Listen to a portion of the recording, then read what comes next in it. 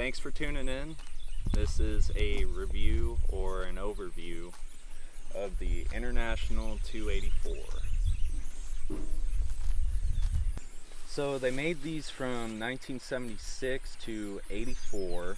They came in either a gas or a diesel engine.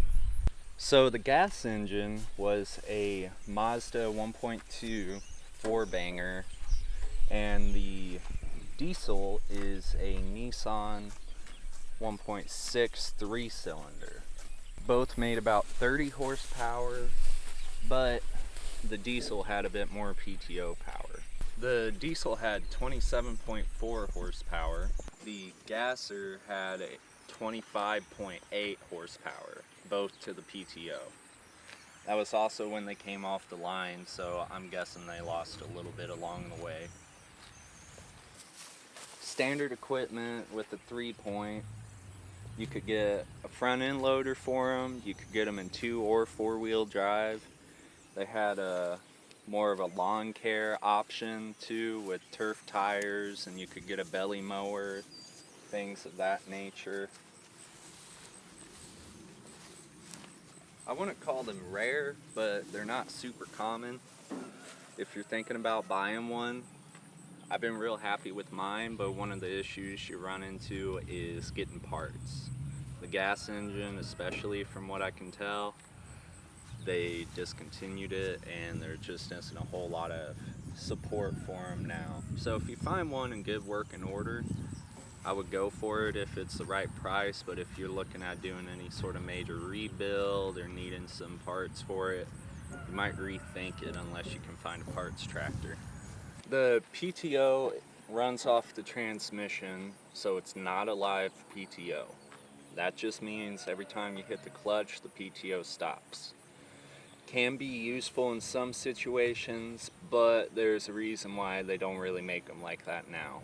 You can run into issues with running a bush hog if you don't have a ratcheting PTO add on to it. That bush hog will get moving and it'll push you into some trees or off a hill. Basically, it'll drive the rear wheels when you're trying to stop. One good thing about it is that the rear 3-point lift can handle about 2,000 pounds, but you're gonna need a good amount of weight on the front too. Like when I have my little 4-foot bush hog on it, the front end gets light, especially when I have my tiller on there as well. It's a 4-foot tiller also. You're gonna have to add maybe 250 pounds on the front at least of suitcase weights to make it right, make it drivable. As far as I know, they all came with manual steering. One neat thing about it is that you can actually expand the wheelbase on it. So if you look at the front here, these 2 bolts come out and this bar slides out further, so you can gain a bit of a wheelbase, or gain a bit of track length, my bad, track width. You can also do it on the rear too.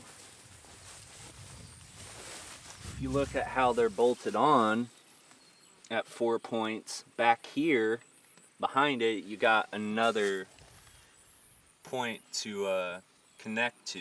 You just got to 180 the wheel. You also probably have to switch your tire around if it's directional tread, but you'll flip it around and get somewhere around another inch there. Also, I think you can flip the wheel as is without changing the center hub around and mount it up against the axle on this side, giving you a bit more track width, which always helps. So getting a bit more into the operation of things, I'll show you the dash.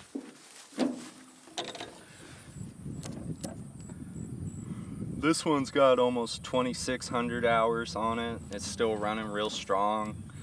Someone ran it pretty hard before the guy that sold it to me, but the guy that sold it to me just used it to pull a log splitter, and he kept up on maintenance, so it helped a lot. Right here you have your hand throttle, you have your lights, your flashers, your choke is down here, and your ignition switch is right here. And it does have a low fuel indicator, at least on the gas models. Probably does on the diesel too, but I haven't seen them. So looking at it from the, what would you call it, right hand side, you have your high and low speed range. You have 4 gears as well, and a reverse. Reverse works in low and high. So essentially it's an 8-speed transmission. Right here you got your differential lock. You just grab it with your foot when you need it. Right here you got your PTO lift and lower. Has a little adjustable knob so you can tie it exactly where you need it to stay. You have your PTO speed adjustment. That's going to change how quick it races and lowers. You have your split brakes right here. You just flip it. Now you got individual. And then you got a gas pedal as well.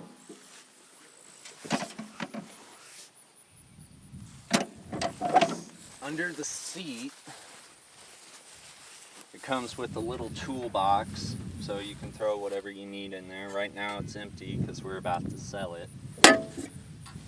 Got your hydraulic fluid, got your PTO engagement. This PTO can run at 540 or 1000 RPM, just depends on your attachment, but it is nice to have that kind of versatility. You got a hitch that will swing left to right with just your little pin. Pretty standard 3-point hitch. One thing I don't like is that you don't have adjustment on these bars to tie it in, so if you're running a bush hog kind of on an angle, or really any equipment at an angle, then it's gonna go side to side whether you want it to or not, so that's something to keep in mind as well. Batteries back here. The hood pops up here at the front. This goes to the side. Got your stand. And then on the gas, you have access to everything. Again, I haven't been around a diesel, so I'm not sure how different it all is, but you have your hydraulic pump up front, right below your radiator, right behind the grill. It's a serpentine belt setup, so it's running your alternator, water pump, fan, all that. Oil filter and a hydraulic filter are pretty easy to get to. They're right up front. If you look down here, you have the fuel cutoff or petcock. Down is on, sideways is off. Okay. So first gear and low, when you got it at 540 RPM for the PTO, you're running about 1 mile per hour. For my tiller, if you're doing solid ground, it hasn't been tilled before, that can be a little fast. So you'll just have to work the clutch some. Not the end of the world, just would have been nice to have a slower low gear. To kick it on, all you do is turn on your fuel, and then you step around to the left hand side, get your phone off your tire, hop in. Again, your choke's down here. It is a pretty cold-natured animal, so you got to give it time to warm up for sure. It also has a clutch safety switch, so you need to have the clutch depressed. If you disconnect the clutch safety switch, it isn't going to run.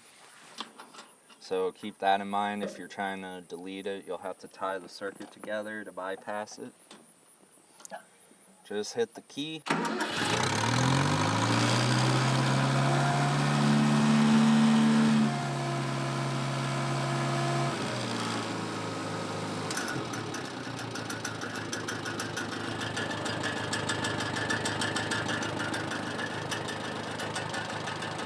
So I had it running a little earlier, so it's idling fine. Usually you gotta give it a couple minutes to warm up at least, and then you can start buzzing around.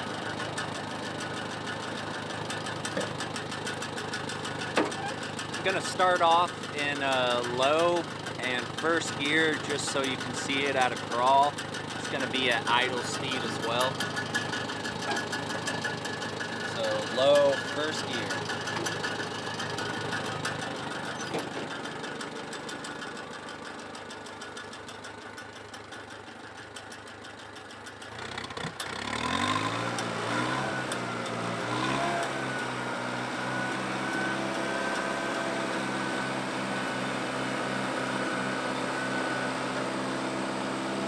I started at an idle and then I took it up to where the PTO would be at 540.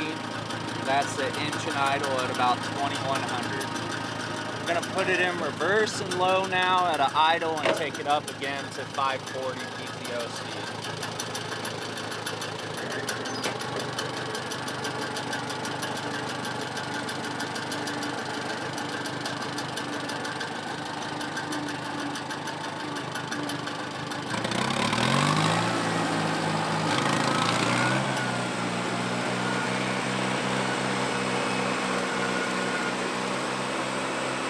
So when I'm bush hogging, if I'm in something thick, I usually have it in high range in about second gear. I'll show you what that looks like at an idle and then high speed as well.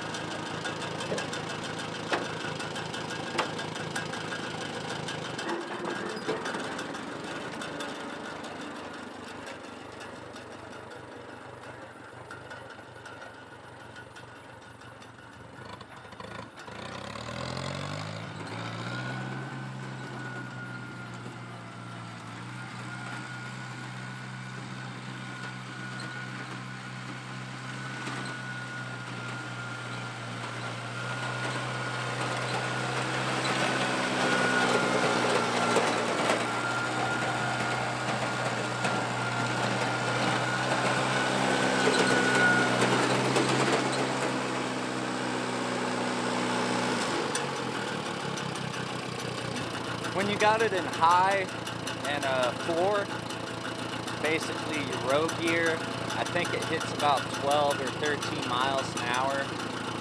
It'll beat the hell out of you if you're on ground, so I'd only do it on a road. That's why it's called road gear. Now I'll show you high gear in reverse. You gotta give it some throttle.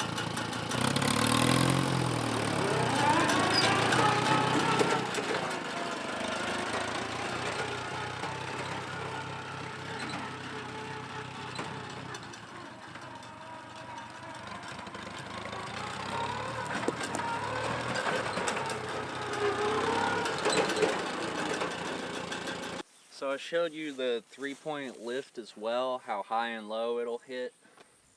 I haven't had a problem with not getting it high enough on my 4-foot bush hog, 5-foot finish mower or tiller. Same with going low. Something else to keep in mind is that the 3-point does not have down pressure. So you can't get a tiller to dig in when you're on the move. It's just gonna float on top, and whatever it can naturally dig in is what it's gonna do for you. So past that, I'm not sure what else anyone would like to see. I won't be able to do a follow-up video with it with any questions. I apologize, because like I said, we are going to sell it shortly after doing this video. Got another small tractor with 4-wheel drive and a loader. If you have any questions about it, I will answer it best I can. We also have a manual. I think we have a parts catalog too for it, so we might be able to give you a bit of help if you run into an issue or need something answered. But I'm happy with it. In the spring of 2020, we bought it for about 2,500 bucks. I'd do it again. It did good with small baling equipment, like the small round balers. Didn't have enough to run a drum mower, not enough weight. Does real good on a tedder because you can just spin around real quick. Been happy with it bush hogging because the height is good, easy to hop on and off if you need to run a chainsaw to clear something. Did good with the tiller as well. One thing I would suggest getting is a Ratcheting PTO slip-on clutch. They're about 70-80 bucks at a tractor supply store or feed store. It'll save you a lot of heartache when it comes to a bush hog or anything else that has some rotating mass to it that can drive the wheels for you when you don't want it to. But if you're looking for a small farm, kind of a beater tractor, it's a decent way to go. Like I said, you want to make sure everything's in pretty good shape because you won't be able to get a whole lot of parts for it as far as engine wise goes. If I do it again, I'd definitely watch for a four-wheel drive one. I think a diesel you might have more luck with too, and if you could get a loader on it, that would be the best deal you could get.